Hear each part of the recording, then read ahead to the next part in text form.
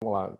Bom, obrigado a todo mundo aí por estar aqui. Eu acho que é legal a gente ter esses painéis, eventos, né, de um setor que cresceu tanto nesses últimos anos. Bom, vamos começar. Eu trabalho já com games, mas não é nessa área. Então, aqui a minha função é mais para tentar fazer algumas perguntas, né, provocar para que vocês contem para o público que está aqui e como isso aqui também depois vai ficar live para fora, né? A ideia é também para quem ainda está começando na área e tudo, de repente possa tirar dúvidas, né? De como é que entra nesse setor e tudo mais. Tá? Então, vamos começando. Queria por cada um aí falar o que quem é, acho um histórico breve e em que esse pedaço dessa cadeia, né? Porque vocês estão. Então, acho que é Bernardo que está aqui, acho que é o primeiro aqui. Você pode começar, Bernardo? Aí depois a gente passa para o Gui. Claro, claro. Vamos lá. Tá, então, eu sou o Bernardo. Atualmente eu sou Game Specialist da Cheio, que é a primeira agência do Brasil a ter um hub específico de gaming. E eu comecei nesse setor, por incrível que pareça, há bastante tempo, em 2012. Meu primeiro trabalho lá na Campus Party foi... O Brent era nosso cliente lá com o Intel Extreme Masters, na época. Mas eu literalmente, naquela época, não entendia nada do porquê a galera torcia para um monte de gente jogando videogame, juro. Eu fiquei anos sem entender porque a galera tava torcendo para aquilo. Até eu começar a trabalhar com a ESL em 2016, que é uma grande produtora desse setor aí de esportes. E aí eu tive uma experiência lá de uns 3 anos. E aí eu realmente entendi todo o potencial do mercado e tal, que foi bem interessante a experiência. Hoje eu trabalho com uma visão muito mais ligada a game do que esporte eletrônico. Eu acho que esporte eletrônico faz parte das estratégias que a gente trabalha.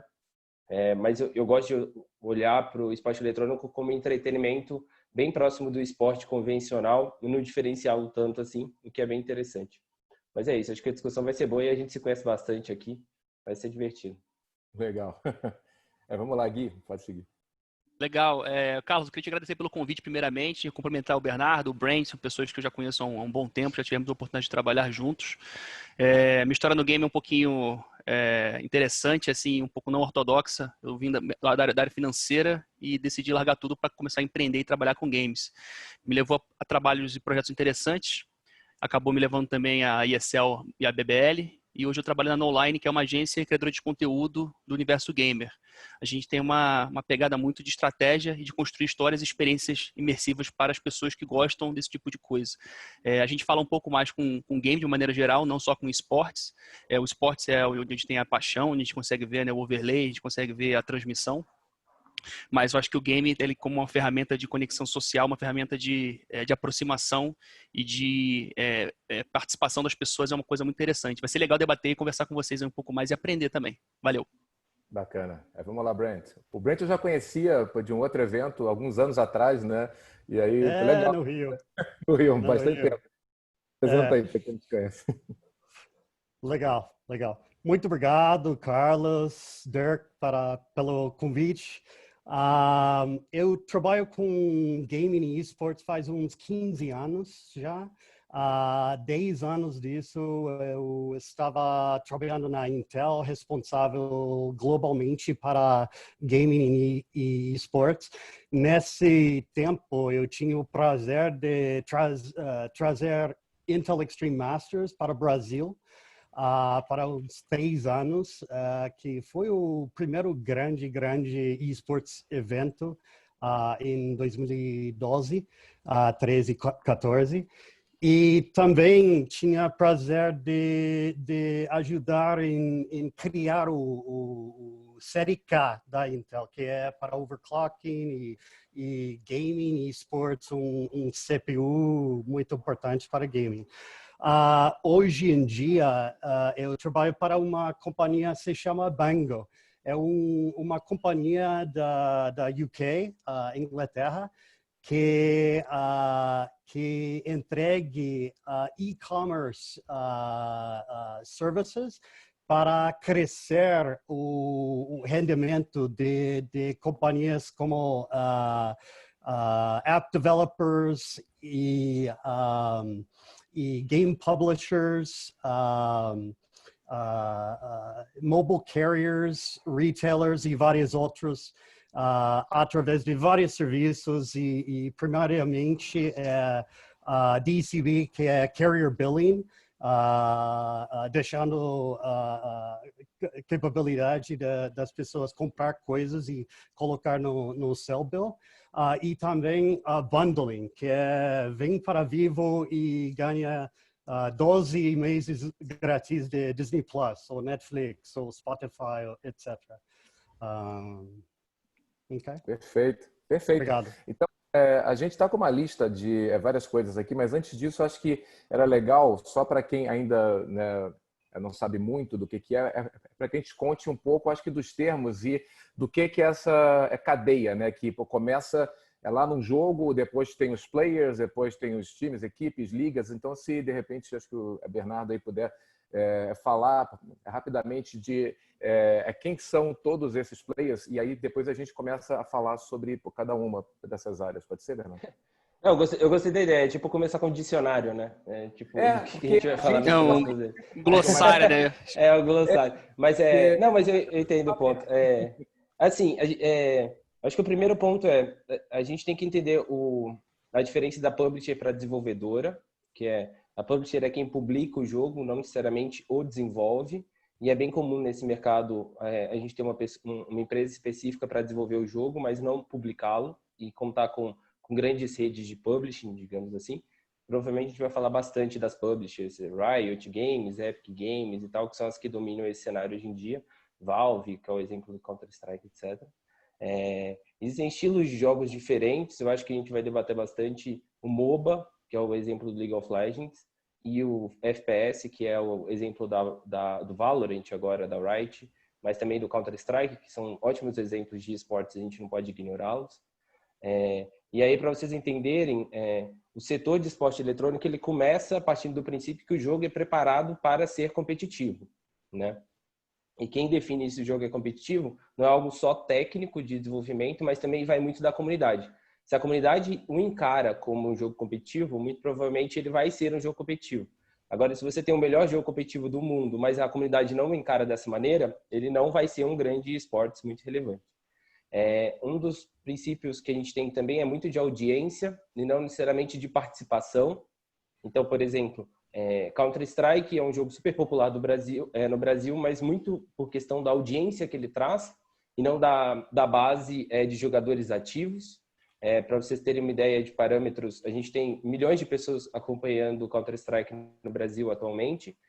Todos os recordes de audiência simultânea estão sendo batidos com jogos de Counter-Strike. Mas não necessariamente ele é o jogo mais jogado, nem de perto é o jogo mais jogado do país. Então tem essa característica também do esporte eletrônico, que é uma questão de audiência, que é muito próxima das características que a gente encontra em esportes convencionais. Então, muita gente assiste futebol no domingo na Globo, mas pouca gente sai durante a semana para jogar futebol. Então, é um comportamento extremamente comum também em questões esportivas convencionais, que a gente observa esse comportamento também no universo de games. Tá? Eu acho que um terceiro ponto que a gente vai citar bastante também são as produtoras de campeonatos. Aqui no Brasil a gente tem diversas produtoras de campeonatos que provavelmente a gente vai citar também, discutir um pouco do negócio. E essas produtoras podem ou trabalhar em projetos proprietários, que a gente vê bastante, o Clutch Circuit, por exemplo, é um campeonato proprietário de Counter-Strike, que é super relevante no cenário, mas elas também podem ser subcontratadas pelas próprias publishers para fazer acontecer, ou o que tem acontecido bastante no Brasil nesse momento é que as publishers estão criando áreas internas de esportes para essa questão de produção. Então, o mercado audiovisual tem se profissionalizado bastante, tanto pelas produtoras de campeonatos, mas também pelas publishers que têm criado produções bem robustas para os seus produtos, né? Eu acho que só um último fato muito interessante é que as publishers elas encaravam alguns anos atrás o esporte eletrônico como campanhas de marketing. Então, muito da venda e da ativação do jogo era através do esporte eletrônico. Isso tem mudado e agora o esporte eletrônico, para a maioria delas, já é área de negócio. Então, a gente vê marcas cada vez mais presentes nos campeonatos algo que 2, 3 anos atrás era quase impossível ver. Por exemplo, a Riot, ela não tinha nenhum tipo de relacionamento com o mercado brasileiro para marcas participarem, e agora ela já tem grandes parceiros como a Mastercard, a Gillette, envolvidos, porque eles não querem só tratar como marketing mais, mas como área de negócio, querem tirar um faturamento do meio do esporte eletrônico também. Então, acho que é isso. Talvez o Gui e o Brent tenham alguns complementos a fazer, eu vou deixar espaço para eles, mas é o que eu vejo que é bom a gente setar como start aí para começar a discussão.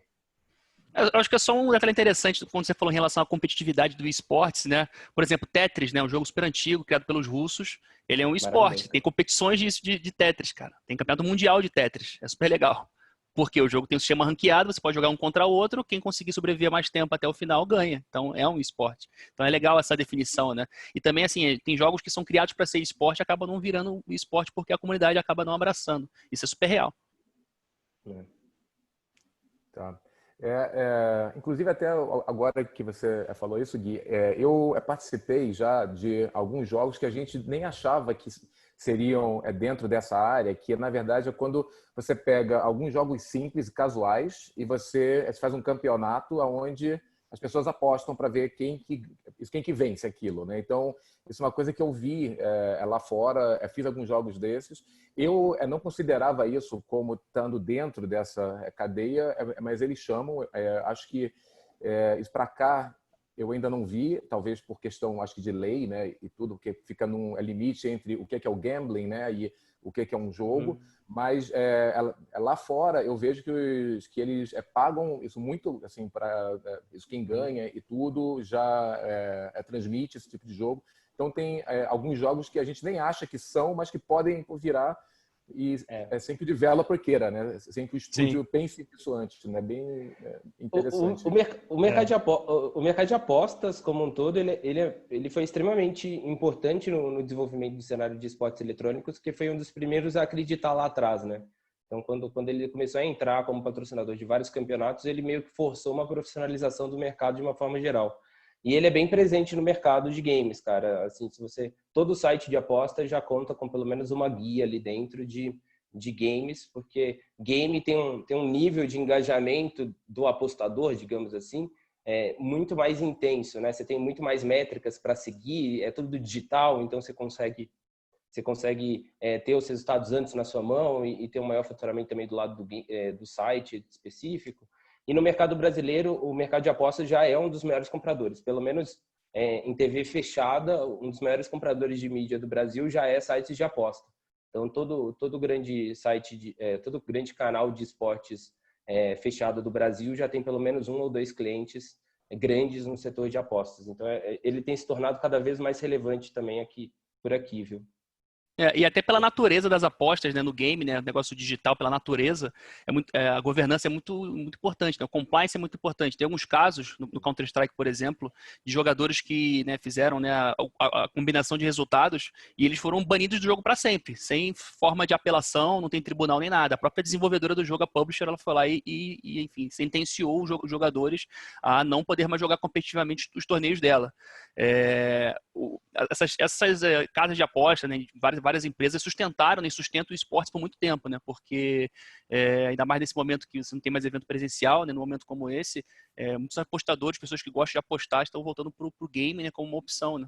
Então, assim, a integridade é super importante para elas, né?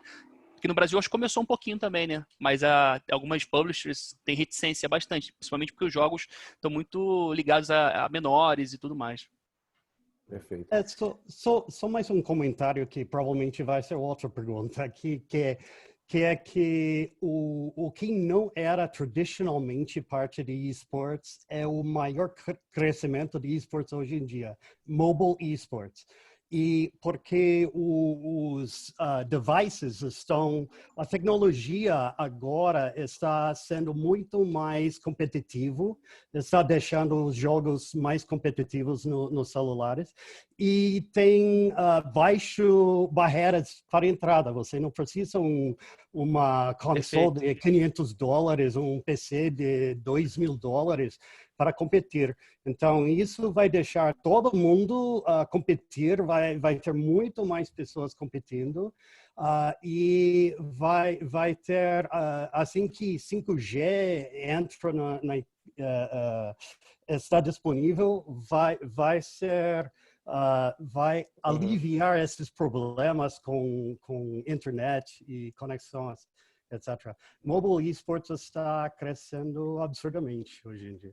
E aí, respondendo a pergunta do painel, né, o Carlos, esse é o futuro do esporte, o futuro é mobile. Acabou, com isso encerramos. Acabamos o painel, muito obrigado. E é legal, assim, Não, falar, né? Tem vários dados, né? Por exemplo, o Bernardo não vai poder confirmar, mas ele vai poder sorrir ou acenar. Mas a própria Epic faturou mais de $1 bilhão com Fortnite Mobile já. O Free Fire alcançou o número de 80 milhões de jogadores diários, cara. O MAU, né? Aliás, DAU, né? Daily Active Users. Então, assim... Não, isso é insano, cara. Isso é insano. Você tem diversos indicadores mostrando que realmente as pessoas estão migrando de plataforma, né? Como o Brent falou, você não precisa de um computador mais, não precisa de um computador high-end, com uma memória, com uma placa de vídeo para poder jogar e competir, né? E acompanhar seus jogos e consumir conteúdo. Tá tudo nas suas mãos ali, no seu dispositivo, né? Seja no seu iPhone, no seu Galaxy, no seu Note, enfim, no seu Xiaomi, tá tudo ali. Inclusive, assim, até focando um pouco mais, porque a gente está fazendo um painel num evento latino-americano.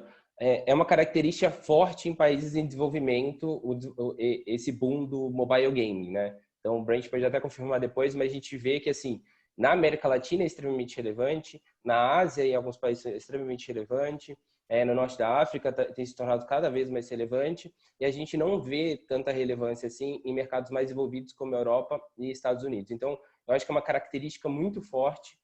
O Brasil tá na ponta aí dessa característica de ser um dos maiores mercados de mobile game do mundo.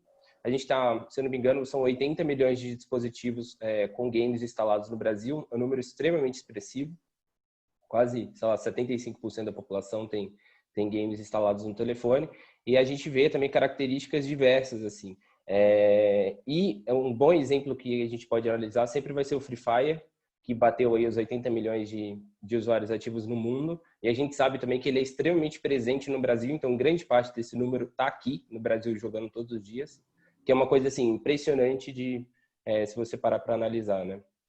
É bem legal.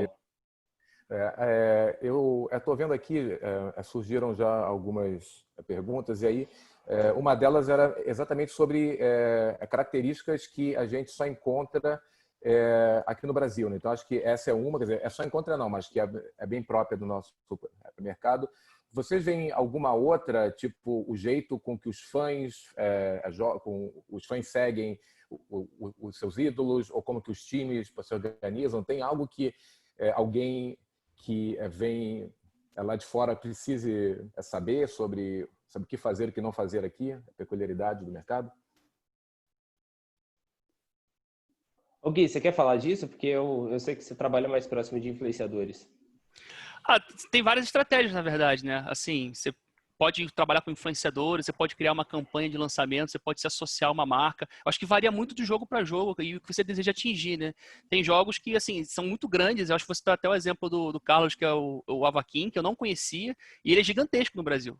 Associado a marcas interessantes como Nike, como Osklen, e enfim, acabou de anunciar uma parceria super legal, que eu vi recentemente também com a Som Livre. Então, assim, são jogos que acabam escapando do radar porque não fazem parte da sua bolha, né? Por exemplo, eu sou um cara que sempre joguei FPS, por exemplo. Eu não joguei e não continuei a jogar lá atrás, né? O The Sims, simuladores, Second Life, etc. Mas é um grupo de jogo que as pessoas continuaram a jogar de alguma forma. E aqui assim, as coisas podem acabar escapando, né? Então depende muito do seu cluster, né? O que você vai, qual é o tipo de público que você vai querer buscar, né? Tem uns fenômenos aqui, né? Acho que a Free Fire mesmo, né? Acho que o maior país deles é aqui, né? Então tem alguns jogos específicos, né? Que o público joga aqui, que de repente não jogam lá. Mas tem alguma outra coisa, não sei, da forma como que os times, se aqui tem alguma coisa especial lá com ligas, ou com as equipes, ou com patrocinadores. Acho que o Brent, de repente, tem essa experiência já de ver fora do Brasil, alguma coisa que seja única nossa aqui, que seja relevante? Eu acho que só para complementar, um fator muito importante aqui no Brasil, Carlos, desculpa te interromper, Brent, o brasileiro é muito tecnologia, né? Ele adora, né, enfim, gadgets, computadores e laptops e smartphones. Eu acho que é um símbolo de status quo, né? Você tem um celular legal. Muitas das vezes você não tem uma roupa, né, legal para o seu âmbito social, mas tem o melhor telefone, né? Eu lembro de um caso na liga de Free Fire, que um jogador que ele tinha lá, super simples, super humilde, de uma família super humilde do Nordeste, mas ele tinha 2 iPhones para competir no Free Fire, né? Então, assim, isso mostra aí a importância da ênfase que o jogador, né, que o fã do game dá para o jogo, né? Obrigado, Gui. Carlos, então uma coisa que eu vi, quando eu trouxe Intel Extreme Masters para o Brasil, uma coisa que foi claro para mim, porque eu fui para eventos em vários lugares do mundo. Os brasileiros são os mais apaixonados fãs do mundo. É incrível. Quando você veja todo mundo... É impressionante. Então, vocês têm muito paixão pelo esporte, pelos esportes. Essa é uma coisa muito importante e por isso pelo tamanho do Brasil, né, do mercado e pela paixão dos brasileiros, tem muitas companhias querendo investir. E só que eu vou fazer um porém. O porém é que porque não tem mais dinheiro chegando no Brasil para investir? Porque o modelo de monetização é complicado no sentido que o Brasil é o terceiro do mundo de gaming, mas tem um dos mais baixos ARPUs ARPU é o Average Revenue per User. É o dinheiro que cada um gera para você. E isso tem que ser trabalhado para que porque para esportes acontecer tem que faturar, alguém tem que pagar as contas. Então, para investidores que querem investir, é importante que eles vejam o resultado. Então, monetização é muito importante. E Brasil tem incrível oportunidade. Você consegue resolver isso e aumentar um pouquinho para trazer mais revenue ia ser incrível. Só acho que complementando o que os dois falaram, o ponto da paixão que o Brent levantou é extremamente relevante. O brasileiro é apaixonado num nível que provavelmente vocês não vão entender se vocês não estiveram no Brasil, não participaram nada daqui. E é literalmente impossível explicar a paixão brasileira. Assim, não dá para você explicar para ninguém sem você entrar no estádio lotado. O Gui teve a experiência dele lá na Pro League em São Paulo, tipo, não dá para explicar aquela experiência de ver um estádio lotado torcendo por um time brasileiro num palco de esportes eletrônicos. É literalmente impossível. Assim. Não dá para explicar para uma marca que não sabe o que é esporte eletrônico, não dá para explicar para um gringo que sabe o que é esporte eletrônico, mas nunca esteve num evento no Brasil. Isso, assim, a gente tem que parar até de tentar. Não dá. Tem que trazer o cara, colocar ali, e, tipo, porque o brasileiro é apaixonado em diversos segmentos do esporte convencional. A gente sabe que, sei lá, você vê um estádio da Liga Europeia e tá todo mundo sentado batendo palma, você sabe a diferença que é um estádio lotado no Brasil no futebol e isso é a realidade também no videogame. E aí, o ponto de faturamento também é até uma característica do Brasil ser tão relevante no universo de games. A gente tem muita gente jogando realmente, mas a gente tem pouca gente pagando para jogar. É uma característica nossa, de outros países emergentes, mas principalmente do Brasil, bem marcante. Então, realmente, o nosso revenue do usuário brasileiro é abaixo, mas também isso se traduz em novas táticas e novos formatos de monetização dos publishers, né? Que tem se baseado bastante em microtransações e lootering, tipo, a gente cria loot box, etc., que vários estão se apoiando nisso, porque por mais que o revenue seja pequeno, você consegue pelo menos maximizar a sua base, e aí no final você ganha mais dinheiro, mesmo que na média você tenha um revenue médio menor do que outros países. Você vai ter uma base instalada maior e mais gente pagando por isso, você consegue compensar.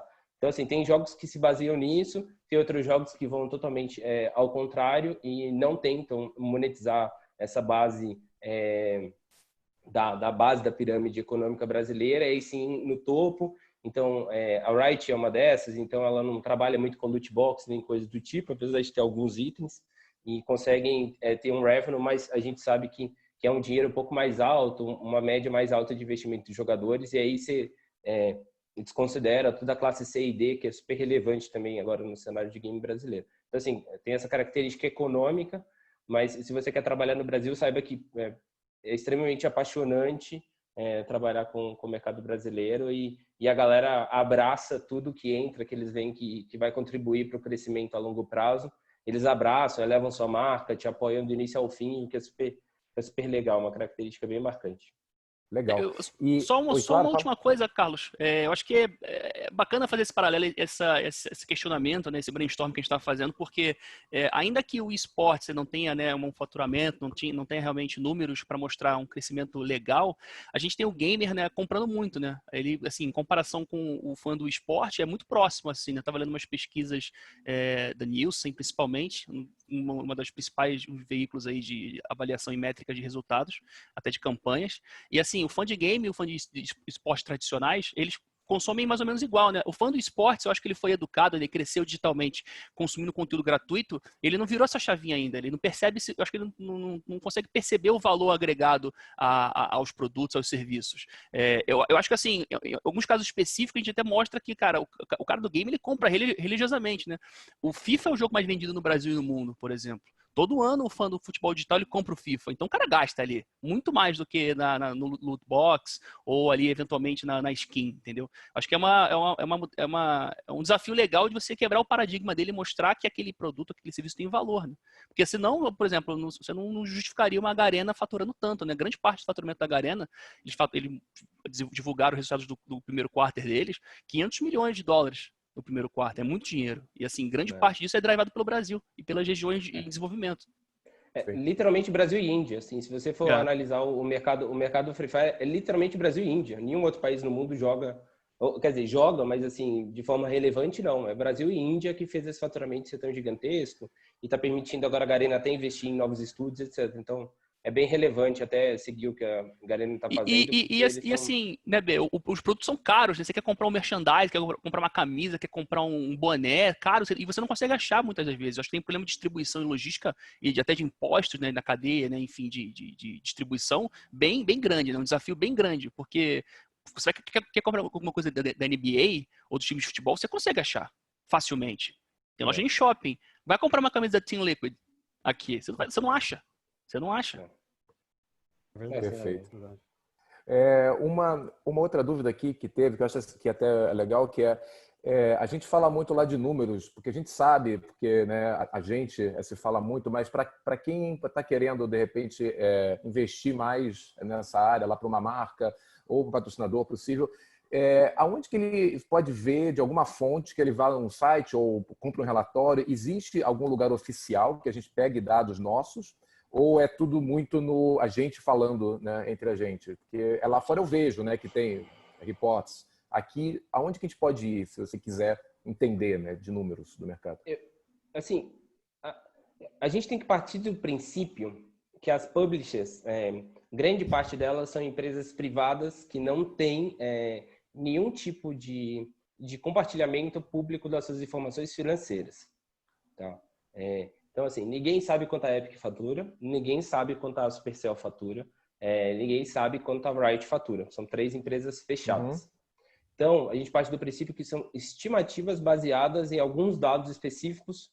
A gente tem dados de faturamento via EPN do público mobile, a gente tem alguns dados de faturamento via transações bancárias, a Mastercard sabe quanto a galera gasta no cartão de crédito, ou a Visa, etc. E aí essas empresas estimam em cima desses dados que elas conseguem obter de outras empresas, mas no final ninguém vai saber. Então, mas para os esportes, assim, em termos de número de pessoas que estão vendo os streams, isso. A parte de esportes, como é que a gente... isso. Mas assim, da mesma maneira, a gente também não sabe quantas pessoas estão jogando o jogo, etc. Então, assim, do mesmo jeito que elas não publicam quantas pessoas, quanto elas faturam, elas também não publicam quantas estão ativas, etc.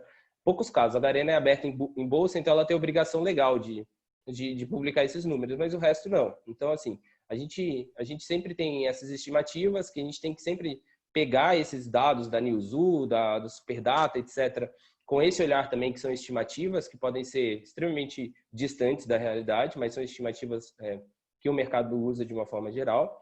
E assim, as métricas que são extremamente relevantes da gente acompanhar, que aí são públicas, é a audiência de cada um dos esportes. Então, assim, a Twitch é uma grande plataforma de transmissões ao vivo. Então, olhar na Twitch quais são os jogos em alta, como um campeonato impacta essa audiência, etc., é extremamente relevante para entender o comportamento da comunidade de esporte eletrônico daquele determinado game. E também o YouTube é uma ótima plataforma de VOD, ele é bem grande, o consumo de VOD é bem grande, então ver a relevância dos jogos em material sendo posto lá no YouTube e quanto a comunidade está consumindo esses VODs e associar isso a esportes, ver qual que é a parte de esporte, qual que é a parte de entretenimento, também te dá um bom norte sobre o comportamento dessas questões esportivas dos títulos. Então, eu acho que o que eu quero passar as pesquisas são boas, mas nem tanto, porque a gente sabe que são estimativas que às vezes são muito distantes. Então, ver o viewership, acompanhar dia a dia e ver quanto o lançamento do jogo, o lançamento de uma nova temporada, o lançamento de um novo skin pack, alguma coisa assim, afeta o viewership, é algo que vai te dar um dado muito mais preciso em mãos. Tá bom. Ou você pergunta para o seu filho ou para o primo e sobrinho, né? Que também é uma pesquisa que dá para fazer bem fácil, né? Mas tudo bem. Algumas desenvolvedoras também divulgam eventualmente, Carlos, os números assim de jogadores, né? O amigo, o Diogo aqui, o Draco, acabou de comentar também. Eu ia falar, ele acabou também escrevendo. A Steam ela divulga eventualmente, né, o número de jogadores simultâneos nas plataformas dela. Algumas publishers, a EA recentemente divulgou os resultados dela também. Mas isso é como o B falou, né? Depende muito se a desenvolvedora, a publisher, ela tem ela é uma empresa privada, uma empresa de capital aberto, né, que ela precisa realmente divulgar essas informações. E também acho que é um trabalho de formiguinha, né, de você pegar, né, os números que ela libera eventualmente, muitas das vezes num post ali pequenininho de um funcionário, ela libera uma informação interessante, você junta quantas informações e você acaba chegando, entendeu, no número. Perfeito. Não, inclusive, assim, foi bom ele ter citado a Steam, porque algum tempo atrás o Counter-Strike bateu seu recorde histórico de pessoas simultâneas no jogo. De 1 milhão e alguma coisa. Se você para analisar isso e ver o quanto o Free Fire sozinho está colocando 80 milhões por dia e o Counter-Strike em um dia, depois de quase 20 anos de jogo, conseguiu 1 milhão, a gente vê a diferença até e o poder do mobile gaming perto do PC. Então, assim, pegar esses dados públicos também são extremamente relevantes e tal. A Steam é um bom parâmetro, mas a Steam os jogos lá são menores, assim, em questão de impacto e tal. Perfeito. Mudando um pouco aqui o tópico, até em cima de uma das perguntas, e estava já do nosso nos tópicos, uma questão hoje que acho que em todo fórum a gente fala lá do impacto que esses tempos novos estão tendo para os jogos e jogadores, Covid e tudo, né? Assim, falando isso pelos games, eu que estou próximo lá de vários, a gente notou claramente que está com muito mais gente, que o tempo médio, né, que a pessoa fica por dia está muito mais alto e para certos jogos, a maioria, a gente está tendo até meio um crescimento do quanto gera mesmo, tá? Porque eu acho que as pessoas param de, obviamente, ir no cinema e tudo mais, sobra uma certa grana e nos jogos free to play, às vezes você faz uma comprinha lá de R$10, 20, 30. Então, para os jogos em si, eu acho que, por enquanto, felizmente, ainda está num cenário bom, mas nos esportes, como que vocês veem agora sem ter mais campeonato físico, né, real, sem ter lan house aberta, sem ter... Queria entender aí do que vocês estão vendo, o que os times fazem, se puderem.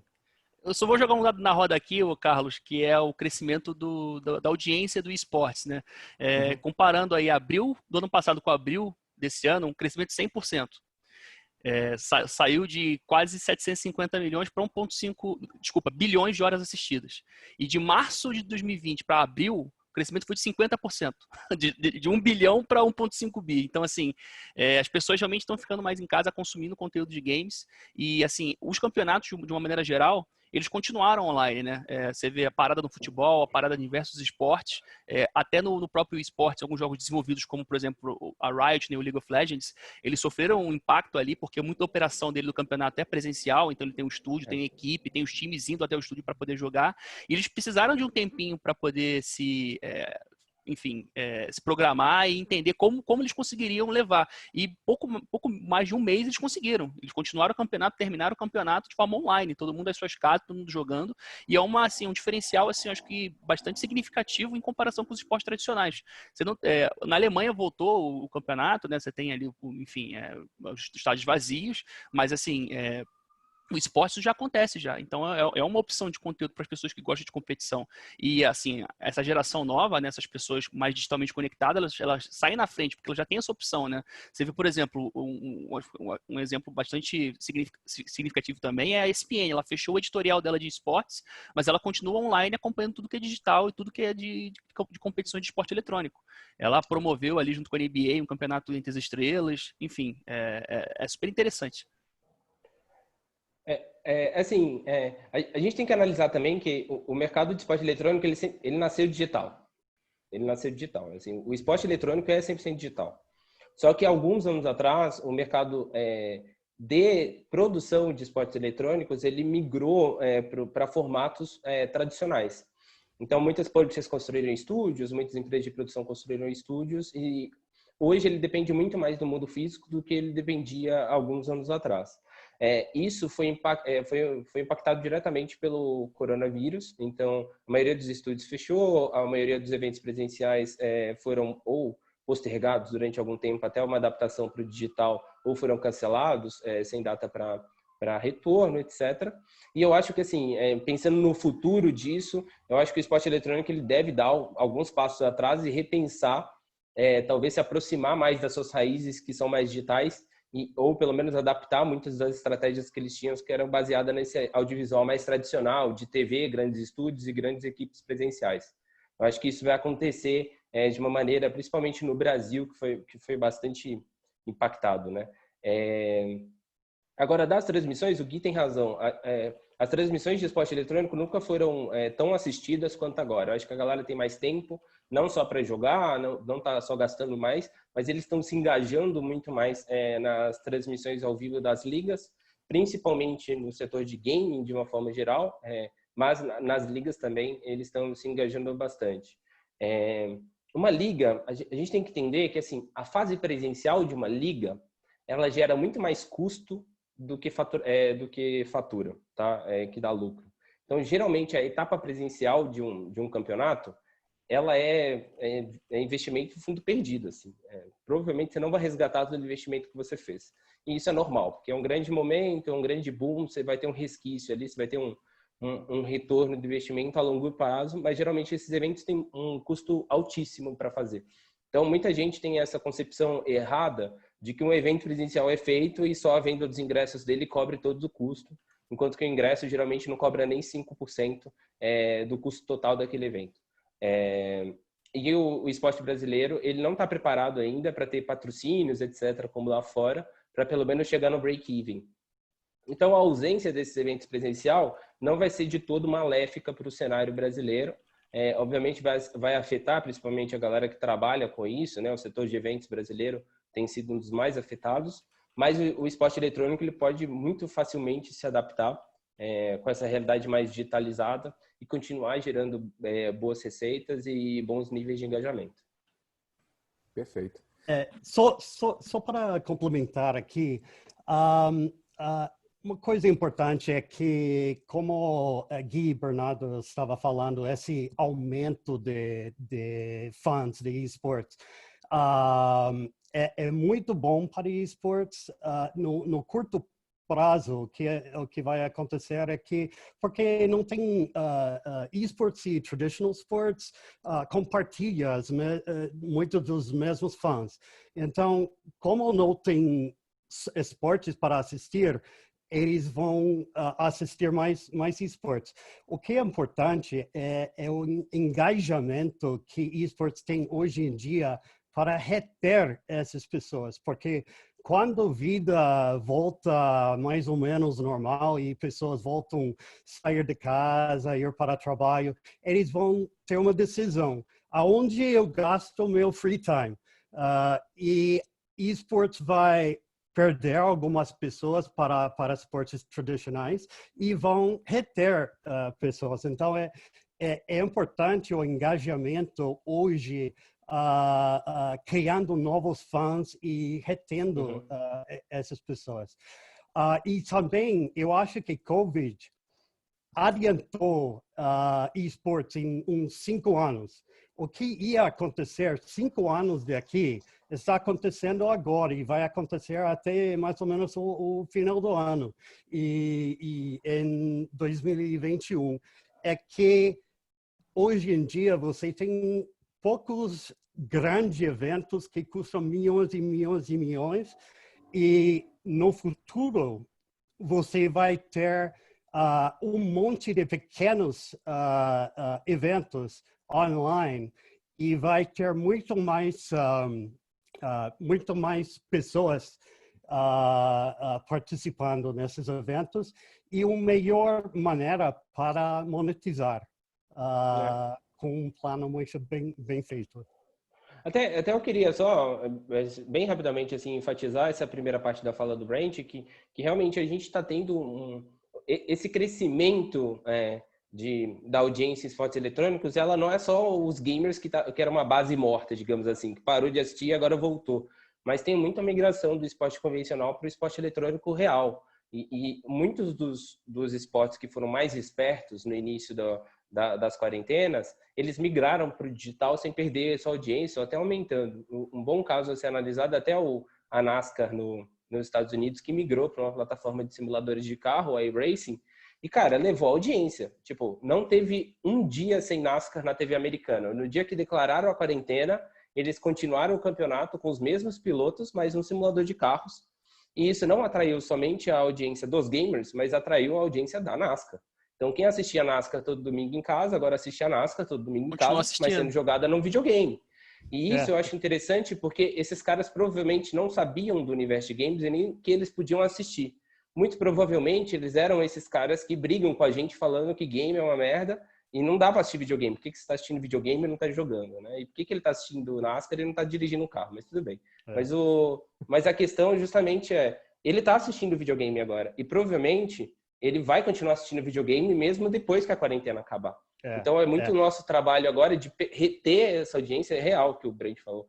A gente tem que reter essa audiência pra gente, que a gente ganhou uma atenção agora que a gente realmente demoraria, eu concordo super, 5 anos para ganhar, mas essa audiência ela pode ir embora com o fim da quarentena. Então a gente está até discutindo métodos de, cara, como eu falo com essa galera, como eu engajo ela cada vez mais para ela continuar aqui com a gente. Eu acho que isso é extremamente relevante, é real o que a gente está passando no dia a dia no setor de games.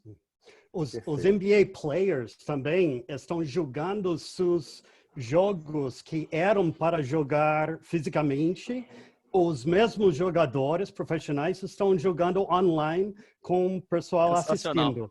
A mesma coisa com NFL. Os NFL players estão jogando Call of Duty e Free Fire e outros esportes, trazendo o público para esportes de esportes tradicionais. Então, isso é uma coisa muito importante.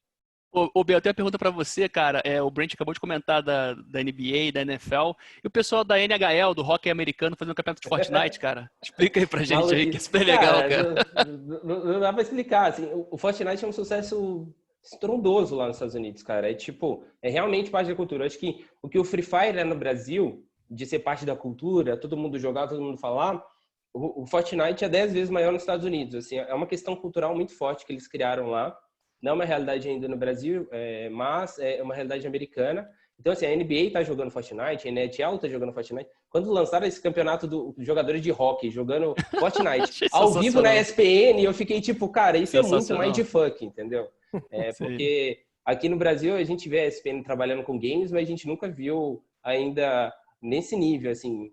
Inclusive, uma das coisas que me assusta foi a CBF e os torneios mais clássicos de esportes do Brasil não terem migrado de maneira alguma para o videogame. Eles perderam muito com isso. Muito. A gente está sem calendário de volta de futebol, os estádios já estão trabalhando com a possibilidade de ter futebol até o final do ano sem público, e a gente não vê nenhum tipo de interação do futebol brasileiro ou de outros esportes mais clássicos do Brasil com o videogame. Eu acho que isso foi uma oportunidade perdida, gigantesca, e agora é tarde demais para entrar, infelizmente. Tem até algumas tentativas no futebol digital, né? Acho que a Globo lançou o futebol de casa ali com alguns jogadores de futebol e tal, mas é um negócio muito solto, né? Um negócio que não tem uma conexão muito clara com o público e o porquê que está sendo feito, né? Acho que o propósito é muito importante para o gamer e o gamer ele entende, né? Ele cheira a boostagem à distância, né? Mas acho que tem as tentativas e acho que é um processo de amadurecimento e aprendizado também, né? O fato da ESPN americana começar a fazer isso pode talvez trazer esse tipo de iniciativa para o Brasil e para as outras regiões, né, B? Vamos ver, eu tô torcendo, mas eu realmente acho que assim, o timing, essa janela de oportunidade está quase se fechando, sabe? A galera vai ter que se movimentar muito rápido aí nos próximos dias, porque eu não sei se daqui 1 mês ou 2 meses lançar isso teria tanto sucesso, Exatamente, de audiência e atenção, quanto 5 semanas atrás, que é o que a gente vê no mercado americano se movimentando. Né? Exato. Engajamento e monetizamento, se essa é uma palavra, Monetização. monetização é muito importante agora. Perfeito. Gente, a gente tem mais 10 minutos aqui que estamos falando. Acho que é uma pena, né? Porque todo mundo aqui é cheio de coisa que a gente pode falar. Mas, assim, eu acho que nem falar muito de futuro, acho que a gente já pincelou isso, mas como é que a gente se prepara como empresa e profissional, né? Porque, trazendo um pouco do que eu já passei muito, acho que com games mesmo, né? Aqui no Brasil, a gente só não cresce mais, acho que a produção nossa de jogos, porque chega numa hora em que falta gente, né? Boa falta mão de obra. Capacitada. Então, é uma coisa que eu não queria ver, era para esse setor também, para o novo esporte, que a gente não conseguisse crescer mais porque está faltando gente. Mas que tipo de gente falta? Eu sei que pode ser, qualquer um pode estar nesse setor, mas o que vocês hoje veem como o que falta, o que vocês recomendam para se alguém está, poxa, eu quero, né, entrar nisso? Por quais as profissões que vocês notam que a gente vai sentir mais falta já agora, para que a turma já comece a se preparar? Carlos, excelente pergunta. Acho que a parte de educação e profissionalismo é um tema bastante debatido aqui no Brasil. Mas só que antes de começar a responder isso, acho que é importante a gente separar duas coisas, né? O fato de você ser entusiasta de games e você gostar de games não significa que você vai ser um bom profissional na área de games. Tem muitos casos que você, enfim, começou lá do zero e começou a trabalhar e tudo mais e foi meio self-made. Mas hoje, cara, com essa profissionalização, né, esse afunilamento, como o B falou, cara, as coisas já estão acontecendo. A gente precisa de profissionais capacitados, profissionais com gabarito, que construíram carreiras sólidas em outras empresas. Então, por exemplo, se você quer trabalhar na área jurídica numa desenvolvedora, você tem que ter passado por uma empresa na área de tecnologia, principalmente, provavelmente, na área jurídica, entendeu? O fato de você gostar de games, ser entusiasta e ser muito fã, não significa que isso vai te gerar um emprego, né? Então, acho que a primeira coisa que você tem que pensar é se preparar profissionalmente, seja estudando muito, ou seja já com uma carreira consolidada, ou assim, com um tipo de background mensurável, né? Com resultados. E a outra coisa realmente é você se profissionalizar, né? Você realmente começar a estudar sobre o tema, começar a estudar os termos, os números, o que acontece naquela região, naquela publisher, naquele jogo que você quer trabalhar. E se preparar da maneira que dá. A Knowline, junto com a Live Arena, a gente tem uma parceria muito legal com o Senac, que é de capacitar novas profissões no âmbito mais de esportes e cultura geek, que são cursos voltados para cosplay, cosmaker, produção de conteúdo e pro player de League of Legends. Só que a gente precisa de muito mais gente, além da galera que está na linha de frente. A gente precisa de nutricionistas que já existem, psicólogos que estão muito alinhados aí com as equipes de esportes, pessoas de marketing, pessoas de administração de empresas, pessoas de publicidade e propaganda, enfim, diversos tipos de capacidade, logística, TI, principalmente engenharia, integração, arquiteto de software, assim, a gente precisa tem muitos tipos de posições que a gente precisa preencher ainda, mas falta gente. Esse é um grande gargalo que a gente tem, né? De pessoas que, pela paixão, né, porque existem, né, toda essa grandiosidade do game e do esportes, querem trabalhar, mas não estão preparadas ainda para esse tipo de trabalho. Ótimo ponto. Um dos setores que foi bem afetado pelo coronavírus também aqui no Brasil foi o do audiovisual. E eu acho que assim, é um dos setores que tem uma conexão direta com o esporte eletrônico, mas não enxergaram isso de uma forma correta principalmente aqui no Brasil. Então, a gente tem pouquíssimas produtoras, a gente tem pouquíssimas pessoas de produção de visual envolvidas no cenário gamer, que poderiam facilmente se envolver, principalmente as pessoas que já têm uma carreira consolidada no mercado esportivo, convencional, seriam super bem-vindas no esporte eletrônico. Existe uma clara sinergia entre os dois. O esporte eletrônico ele é só um pouco mais digital do que o esporte convencional, mas a gente precisa muito desse pessoal vindo e produzindo mais conteúdo e fazendo parte das grandes produções do cenário.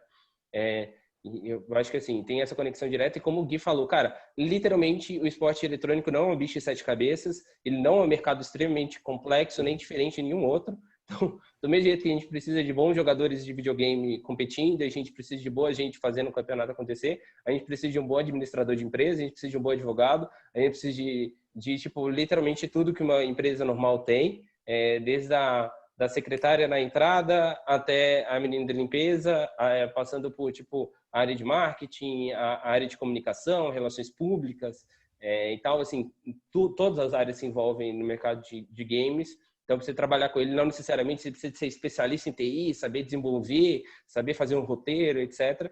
Você pode literalmente ser muito bom no seu trabalho e facilmente migrar, fazer exatamente a mesma coisa no mercado de games, vai mudar pouquíssimo do seu dia a dia, só vai ser talvez meio mais divertido, porque você vai jogar videogame durante o seu trabalho, mas é isso. Tá. E Então, acho que o Brent... fala, pode.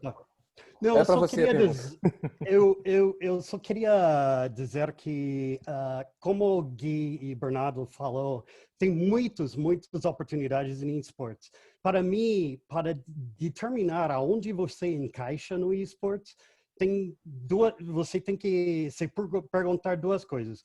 Um é o que você é muito boa em fazer, e o segundo, o que você ama. E quando você cruza esses dois, você sabe o que você deveria fazer em esportes. Porque tem tantas coisas que você pode fazer, pode competir, pode ser um influenciador, pode ser um repórter de esportes, pode ser investidor, pode ser um coach, qualquer coisa. Tem muitas oportunidades, mas o que você está boa e o que você ama é onde você deve focar, eu acho. Perfeito. Eu ia perguntar também sobre isso, quem já joga ou quem já é um atleta, assim, o que vocês acham que falta para que esses atletas daqui eles consigam ir para o outro nível, ou se isso não é um problema hoje, porque a gente vê lá fora e tudo, porque se é relevante isso, o que vocês imaginam que falta para que os atletas rendam mais e tenham uma carreira melhor ainda do que eles já têm hoje? E aí, pergunta capciosa essa, hein? Começa aí, Bê. Entendi. Me jogando fogo total. Cara, assim... sendo bem sincero, as equipes brasileiras elas precisam de ganhar mais em campeonatos internacionais para que elas se tornem um pouco mais relevantes nesse cenário. A gente teria que discutir, eu acho que muitos aspectos do cenário de esportes eletrônicos para chegar nos finalmente dessa resposta, mas assim, um dos pontos é o sistema fechado contra o sistema aberto. Se a publisher ela tem um sistema extremamente fechado, ela dá menos possibilidade dos times experimentarem novas táticas, etc. E você tem um número menor de campeonatos acontecendo para a participação das equipes. E no sistema aberto você tem campeonatos praticamente infinitos, as equipes têm mais oportunidade de se engajar entre países, digamos assim. Então, assim, um exemplo de sistema fechado é a Riot com League of Legends, sistema aberto é a Valve com Counter-Strike.